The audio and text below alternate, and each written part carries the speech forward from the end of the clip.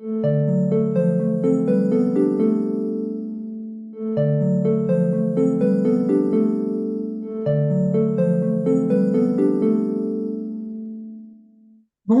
je suis très heureuse de vous retrouver aujourd'hui pour cette nouvelle vidéo de cette série qui s'intitule Maïeusthésie plurielle.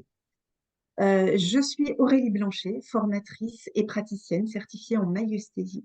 Et en collaboration avec Karine Montreuil, nous vous proposons des interviews de professionnels de l'accompagnement qui se sont formés en maïeusthésie et qui viennent témoigner de ce que la maïeusthésie a pu leur apporter dans leur pratique professionnelle.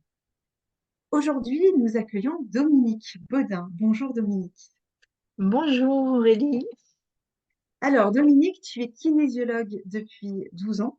Tu as rencontré la maïeusthésie il y a 6 ans et tu as fait la formation et tu t'es certifiée il y a 4 ans. Et aujourd'hui, tu vas nous parler de ce que la maïeusthésie a pu t'apporter dans ta pratique en tant que kinésiologue. C'est ça. Première question pour démarrer. Tout d'abord, qu'est-ce qui t'a attiré dans cette pratique? Alors, moi, j'ai rencontré la maïeusthésie par hasard. Une de mes patientes était thérapeute, psychopraticienne en maïeusthésie et on avait décidé de faire un échange pour découvrir, que je découvre également sa pratique et je me suis sentie chez moi tout de suite en maïeusthésie et j'ai particulièrement apprécié, hem, le l'espace de confiance et de sécurité, dans lequel, on se trouvait.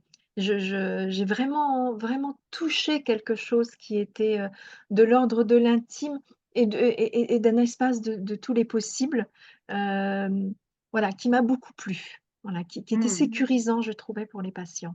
Voilà, j'ai et ça m'a vraiment séduite. Et au point que ça t'a donné envie d'approfondir et de te former Ouais. à cette approche. Oui, Hmm. alors, j'ai quand même une anecdote, comment Oui. dire? Parce que bon, ça m'a séduite, puis j'ai tout de suite compris l'idée, enfin, perçu en tout cas ce qui se jouait et puis sur le moment, je me suis pas dit: «Oh super génial, allez, je vais me former en maïeusthésie» parce que je suis déjà formée à beaucoup de choses. Mais comment dire? Une fois en kinésiologie justement, on a une manière de procéder, on interroge le corps, puis à un moment on va, normaliser, certains disent corriger, on utilise des protocoles et puis, les protocoles, bah, on en a plein à énumérer au corps et puis à un moment, je ne trouvais pas dans ma boîte à outils, le protocole qu'il fallait appliquer à ce moment-là, enfin, ce qu'il fallait faire, à ce moment et là, mon regard se porte sur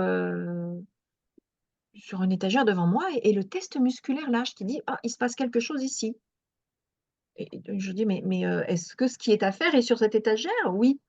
Alors je dis: «Bah, une lecture, quelque chose comme ça» et le test me dit: «Non, c'est pas ça», donc j'y vais et je vois une carte de visite qui était la carte de visite de cette patiente et là, le test lâche. Alors je dis: «Bah, je dois envoyer cette, patiente chez ce thérapeute». «Non» et en fait, je dis: «Mais il faut faire de la maïeusthésie» et le test me répond: «Oui». Alors voilà, les kinésiologues vont me comprendre. Je dis: «Mais est-ce que j'ai des raisons de douter? Est-ce que c'est bien ça qu'il faut faire?» Et moi, je ne sais pas faire de la maïeusthésie et on était en récession à ce moment-là, c'est-à-dire qu'on interrogeait, parlait au corps à un âge de la personne et très maladroitement à l'époque, j'ai dit, vous voyez la petite fille, avec qui, dont on est en train de parler là, elle a vécu, quelque chose de terrible et si vous l'imaginiez là, si elle est là avec nous en fait, j'étais très maladroite, hein et je lui dis: «Mais comment elle se sent? Comment on a déjà dîné plein d'émotions, mais vous le diriez comment ça?»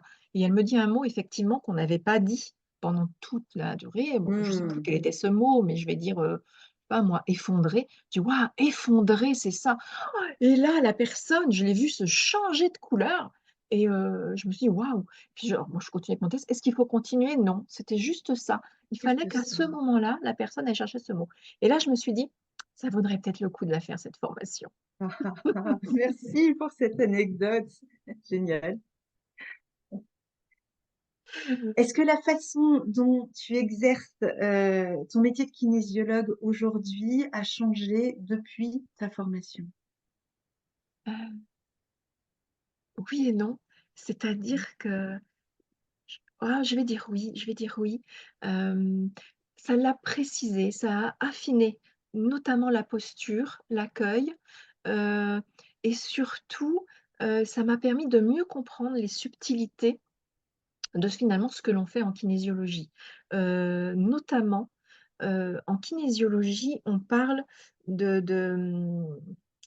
bon, souvent, on parle d'aller travailler un objectif, mais bon, ça, c'est quand on débute parce qu'en fait, il y a pas besoin d'objectif pour faire une séance de kinésiologie. Mais c'est vrai que les débutants vont avoir tendance à parler en termes d'objectifs. Donc ça, la maïeusthésie, ça aide bien à s'affranchir totalement de Mmh. cette idée d'objectif. Hem, enfin totalement. Oui et non pour le kinésiologue, parce que parfois la personne, elle a besoin d'atteindre un objectif et c'est intéressant de l'accueillir en ça quand même. Mais, surtout dans l'affinement de la posture et dans la compréhension de ce qui se passe, au niveau du corps. Pourquoi le corps nous répond? Voilà, bah, nous on dit le biofeedback, il y a un stress, il faut diffuser le stress et cetera. Et là avec la maïeusthésie, j'ai vraiment compris les subtilités, en quoi ce corps, l'intellect, l'intelligence du corps, elle était, le miroir de cette pulsion de vie qui va, amener le praticien à accompagner son patient vers ce moment dans sa vie où il s'est passé quelque chose. Et là, il y a une autre compréhension et il y a surtout une compréhension de cette, j'allais dire fusion, mais c'est pas une fusion, de cette complémentarité, de cette connivence entre la psyché, le cerveau. On travaille beaucoup avec le cerveau en kinésiologie, mais on l'interroge pas de comme on l'interroge dans la psyché, et le corps. Et puis bon, aussi Mmh. la partie biochimique et la partie, énergétique. Mais, voilà, cette connivence-là entre le corps, cette intelligence du corps et cette pulsion de vie, et la psyché, c'est génial. Vraiment, ça a changé beaucoup de choses. D'accord, merci. Heu, est-ce que tu peux dire que le regard que tu portes, sur, tes patients a changé? Et si oui, en quoi? Il a très peu changé parce que, on apprend beaucoup en kinésiologie et puis avant la kinésiologie, j'avais déjà beaucoup accompagné donc, hem, voilà, je cet accueil inconditionnel de l'être, cet être merveilleux qui est là, quels que soient ses dysfonctionnements, en tout cas, Mmh, c'est comme mmh, ça qu'il mmh. se présente souvent, ses comportements, voilà, l'être est ce qu'il est, ça, c'était présent. En revanche, la maïeusthésie, elle m'a apporté une forme de réjouissance. J'avais Mmh. de la joie à Mmh. recevoir, mes patients. Mais là, c'est autre chose. C'est une proximité tout en gardant une distance de neutralité, de bienveillance, mais une réjouissance dans l'accompagnement. Ouais, ça, Mmh. c'est vraiment Mmh. quelque chose de délicieux. OK. Hem, comment utilises-tu la maïeusthésie aujourd'hui et quelle place, a-t-elle dans ta pratique? Alors aujourd'hui, bah, déjà, parfois, il m'arrive de faire des séances de maïeusthésie. Même si j'ai vraiment créé quelque chose de global où j'utilise tous mes outils, le coaching, la psychogénéalogie, l'énergétique, tout, et la maïeusthésie et la kinésiologie avec cette base de kinésiologie et Mmh. cette posture, que permet la maïeusthésie qui vient renforcer ça. C'est vraiment pour moi la base. En quoi ça a changé? Alors déjà un protocole supplémentaire, ça les kinésiologues utilisent des protocoles comme je l'ai dit au début et la maïeusthésie en tant que telle, ben, peut être un protocole, c'est l'exemple que j'ai donné et la maïeusthésie, je l'intègre également, heu, bah, je trouve toute sa place dans ce qu'on appelle nous les récessions en kinésio. On va aller chercher l'âge, le moment dans la vie de la personne. On peut demander si c'est, psycho, générationnel ou autre, mais à quel moment ça se met en place et donc on va interroger ça. Mais on l'interroge comme une mémoire enquistée. Or Oui. là, ça permet vraiment la kinésiologie de le vivre, heu, comme aller vers du vivant. On n'est pas Mmh. juste sur une mémoire enquistée. On va rencontrer l'être qui a vécu ça et toutes ces émotions finalement que l'on va parfois en kinésiologie livrée, parce qu'on peut lire un texte à un patient, qui parle de son émotion, qui le touche énormément.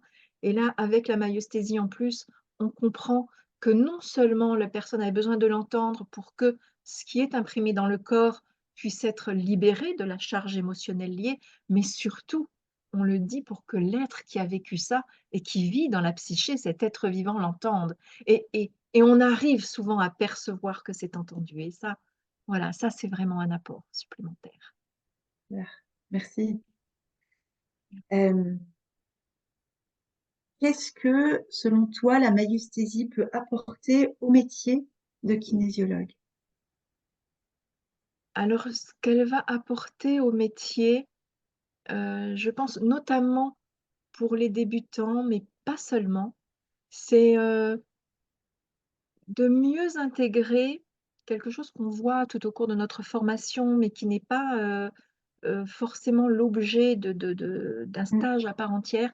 Elle va mmh, permettre d'intégrer cette posture d'accompagnant, hem, bienveillant bien évidemment, mais surtout d'apporter la délicatesse, d'apporter on parle de délicatesse en kinésiologie parce qu'on dit qu'on va demander au corps: «Est-ce que je peux? Est-ce que je dois?» enfin, mmh.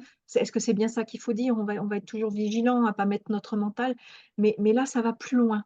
On est vraiment dans une délicatesse, voilà, vraiment la délicatesse, le tact, la capacité d'accompagner la personne avec une extrême bienveillance. Hem et ça permet également, pour moi, de limiter les risques de contre-transfert, même s'ils sont présents en anesthésie comme dans tous les métiers de l'accompagnement. Mais quand même, je pense qu'il y a une meilleure compréhension quand on suit le cursus de maïeusthésie de cette posture qui permet d'être touché sans être affecté par ce qui se passe et qui peut permettre notamment, à des personnes qui n'ont pas l'expérience encore de l'accompagnement, de mieux c'est pas réagir, c'est de mieux accueillir. Mmh, mmh, De pas mmh. être dans la réaction, mais dans l'accueil de ce qui se passe et voilà et notamment sur des choses qui sont traumatiques. Moi, j'ai beaucoup l'habitude de travailler, sur des gros traumas. Donc ça c'est vraiment un apport, je pense. Ça j'aurais gagné du temps. Je pense que Mmh, si j'avais mmh. Ah rencontré oui, la l'anesthésie plus tôt, plutôt, voilà, ce que j'ai appris par l'expérience, mais en fait, je l'avais appris, je l'avais intégré, mais je ne l'avais pas conscientisé. pas conscientisé, Et c'est ça, ça. ça permet de comprendre aussi ce qui se passe. Ouais. Heu, voilà, donc ça, c'est vraiment fort. Donc ce guidage-là, non directif aussi. Voilà, je pense que c'est ça, ça peut aider. J'espère ne rien oublier. Oh, il y aurait tellement à dire, Mais probablement. voilà, c'est ça, il y en a tellement à dire, j'ai presque Alors, oublié la question. et alors du coup, une dernière question et en une phrase, si tu devais énoncer ce que représente pour toi la maïeusthésie, donc en une phrase. Alors ce que représente pour moi la maïeusthésie, hem, c'est, c'est déjà avant tout une communication, la communication, enfin voilà, une manière de communiquer différente et surtout une manière d'aborder l'autre différente et ce qu'elle permet, c'est, d'aller toucher la vacuité. Cet espace où le vouloir et l'intelligence dans le sens, mental du terme, peut prendre quelques vacances. Voilà, pour vraiment accueillir, tout ça. Tu reviens à Ouais, cette voilà, idée c'est de ça. C'est posture c'est une façon d'aborder le monde et surtout cette la vacuité. et une D'être qualité. dans cet espace de tous les possibles. Voilà. Ok, super. Merci beaucoup, Dominique, pour tes Merci à réponses et toi. pour cet échange. Et à bientôt pour une nouvelle vidéo sur de cette série intitulée Maïeusthésie plurielle.